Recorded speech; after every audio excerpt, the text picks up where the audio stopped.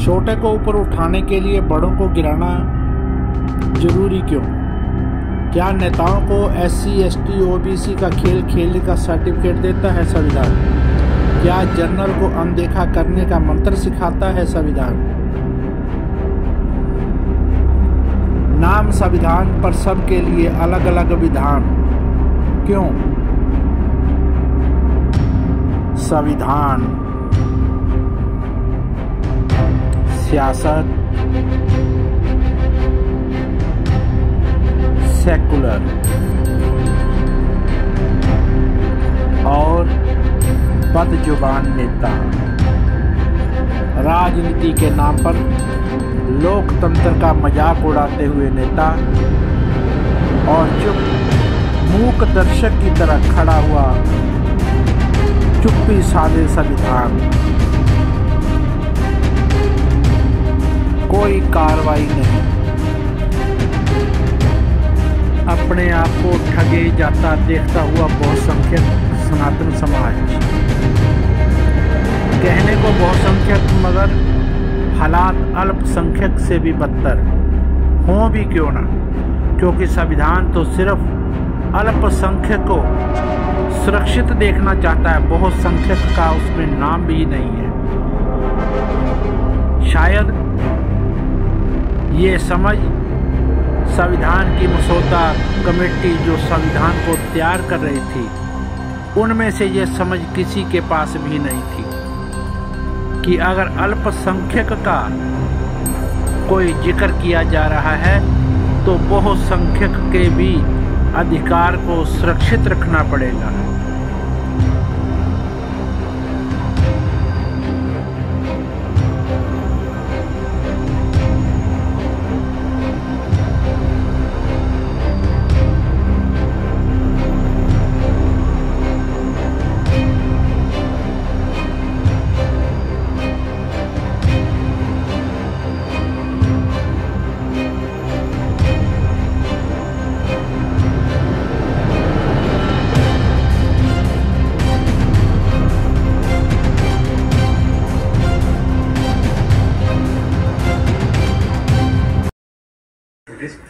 Action, and I will never step back from whatever I said.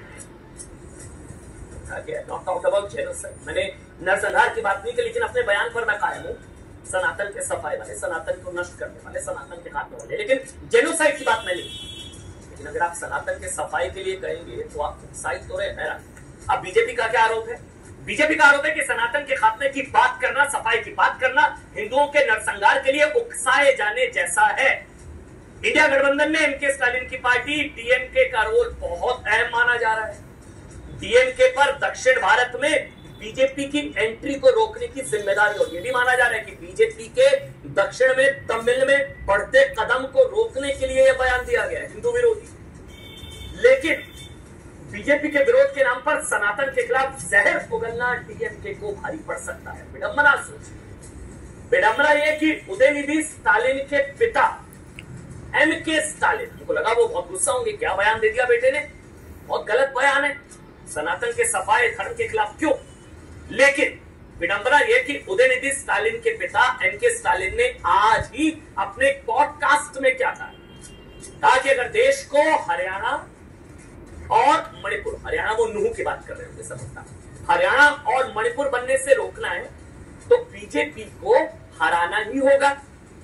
लेकिन आज ना हमारा एमके स्टालिन से एक सवाल है, तीखा सवाल, कि आपके बेटे सनातन के सफाई की जो बात कह रहे हैं, उनके उस बयान को जिस तरह हिंदुओं के नरसंहार के लिए उकसाना बताया जा रहा है, क्या उससे देश बच जाएगा? ये कह पाएगा एमके स्टालिन जी? आपसे सवाल। हरियाणा में भी दो अलग अलग धर्मों में विश्वास रखने वाले लोग आपस में टकराए, मणिपुर में भी मसला यही था। तो हिंसा को हल करने के लिए हिंसा का इशारा देने से क्या हासिल? पूर्वोत्तर राज्य मणिपुर और हरियाणा में भड़की सांप्रदायिक आग की वजह से निर्दोष लोगों में जान और माल की हानि हो रही है। अगर हमने से अभी नहीं रोका तो इंडिया को कोई नहीं बचा पाएगा। जब भी इंडिया की बहुआयामी प्रकृति, संघवाद और लोकतांत्रिक गरिमा को खतरा हुआ है तो डीएमके हमेशा यथास्थिति के लिए अग्रणी रही है। लोकतंत्र को खतरा हुआ भारी आवाज। लोकतंत्र को खतरा आपके बेटे के बयान से है। स्टालिन जी, एनके स्टालिन जी, अपने बेटे को रोकिए, समझाइए। मणिपुर और वहां जो हालात की बात कर रहे हैं हरियाणा वाले, वैसे हालात दिलाने या बनाने वाला ये बयान है जो आपके उदयनिधि स्टालिन आपके सुपुत्र ने दिया। कोई कम भड़काऊ बयान है क्या? उदयनिधि स्टालिन अपने बयान से पीछे हटने के लिए तैयार नहीं है, लेकिन इस बयान पर बीजेपी और एनडीए के निशाने पर इंडिया गठबंधन आ गया, क्योंकि इंडिया गठबंधन वाले नेता, बड़े नेता इस पर चुप है। राहुल गांधी, नीतीश कुमार, ममता बनर्जी, कोई नहीं बोल रहा। तेजस्वी, बीजेपी न सिर्फ इसे सनातनियों के नरसंहार के लिए उकसाने वाला बयान बताया, बल्कि इसे इंडिया गठबंधन का असली चेहरा भी बताया है कि यही स्टालिन का जो सनातन विरोधी प्रोपेगेंडा है, वही इंडिया गठबंधन का असली एजेंडा है। भारत की सभ्यता को, भारत की मूल आस्था को, सनातन धर्म को यानी हिंदू धर्म को एक प्रतियोगिता की तरफ गाली देने में, कोसने में, अपमानित करने में, जैसे मानो एक कंपटीशन शुरू हो गया है। इसलिए मैं कहना चाहूंगा,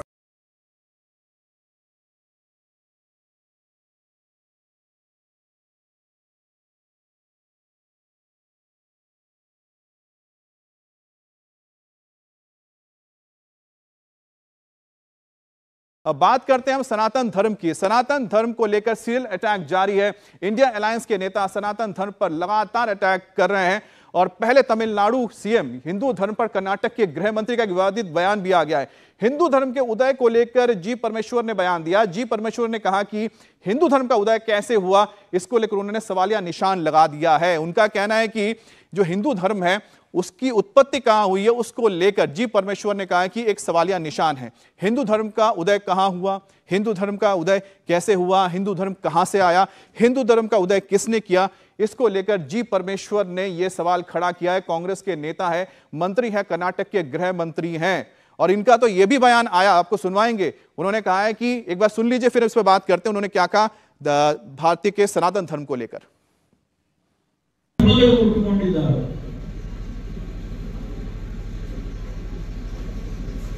ಹಿಂದೂ ಧರ್ಮ ಯಾವಾಗ ಹುಟ್ಟಿತು, ಯಾರು ಹುಟ್ಟಿಸಿದ್ರು ಹಿಂದೂ ಧರ್ಮ, ಇನ್ನೂ ಕ್ವಶನ್ ಮಾರ್ಕ್ ಬಿದ್ದಿದೆ, ತೆಗೆದಿಲ್ಲ ಕ್ವಶನ್ ಮಾರ್ಕ್.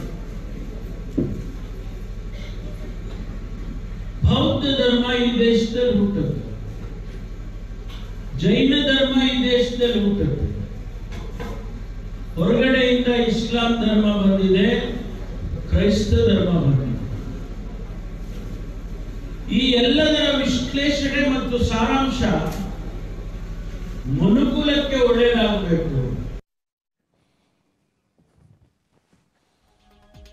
अब जाहिर सी बात है कि सवाल भी उठते हैं आखिरकार, क्योंकि मंत्री जी ने इतनी बातें कही हैं। सनातन पर लगातार जो अटैक हो रहा है, बार बार सनातन धर्म का अपमान क्यों किया जा रहा है, सबसे बड़ा सवाल है। क्या फायदा है, क्या मोटिव है? अब क्या सिर्फ वोट के लिए सनातन धर्म का ही अपमान किया जा रहा है? आप देखिए लगातार एक के बाद एक बयान आ रहे हैं। तुष्टिकरण की राजनीति कर रहा है क्या विपक्ष, ताकि एक पर्टिकुलर वोट बैंक को अपनी तरफ खींच सके? अपने अपने राज्यों में कद बढ़ाने की कोशिश हो रही है या फिर अपने वोट बैंक के हिसाब से यह सब किया जा रहा है? सनातन के खिलाफ सोची समझी क्या साजिश है? ये कुछ ऐसे 5 सवाल हैं जिसका जिक्र लगातार हम करते रहेंगे, क्योंकि ये अटैक जो है वो कह सकते हैं कि कहीं ना कहीं षड्यंत्र के तहत, किसी एक कह सकते हैं मास्टर प्लान के तहत किया।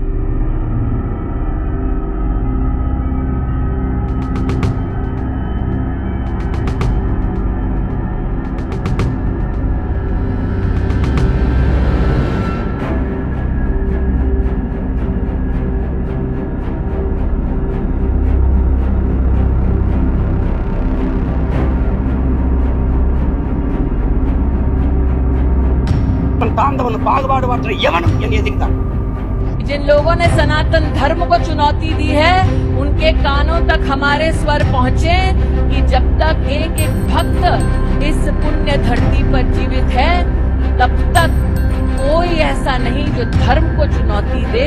इनका चार्ज क्या लेता बोला था, अगर वो सीपी में आ जाएगा ना, जूता निकाल के मारूंगा, चाहे मैं जेल चला जाऊंगा। स्टालिन के बेटे को हाँ, जूता निकाल के मारूंगा। यहाँ पे सनातन पे बोला है, सनातन धर्म के बारे में जो बोला, मलेरिया कह रहे हैं उस 2 कौड़ी के बंदे की औकात नहीं है जिसने राम के खिलाफ आवाज उठाई है ना।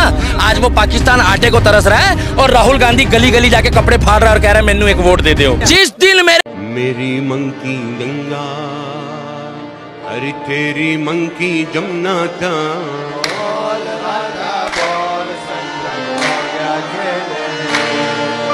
मेरी मंकी गंगा तेरी मंकी जमुना था और राधा दोस्तों, परिवर्तन ही संसार का नियम है।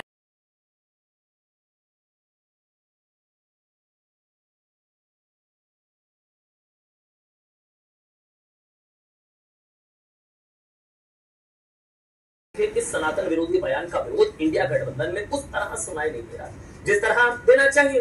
उद्धव गुट और जेडीयू जैसी पार्टियों के नेताओं ने इस बयान से किनारा तो किया, लेकिन इंडिया गठबंधन में शामिल कई पार्टियों ने स्टालिन की आलोचना नहीं की, बल्कि किसी ने इसे सही ठहराया, किसी ने इसे लोकतांत्रिक आजादी कहा, तो किसी ने इसे स्टालिन का निजी बयान बताया। तो कह दिया कि आजादी है बात कहने की, कह सकते हैं, अभिव्यक्ति की आजादी है भाई, सनातन के नाश की बात कहने की आजादी है। जिसके बाद ये शब्द भी गहरा गया कि ये बयान गलती से मिस्टेक, मतलब बाई चांस गलती से मुंह से आ गया, एक निकल गया वाला, या फिर सोच समझकर मुंबई बैठक के बाद दे दिया गया सोचा समझा बयान।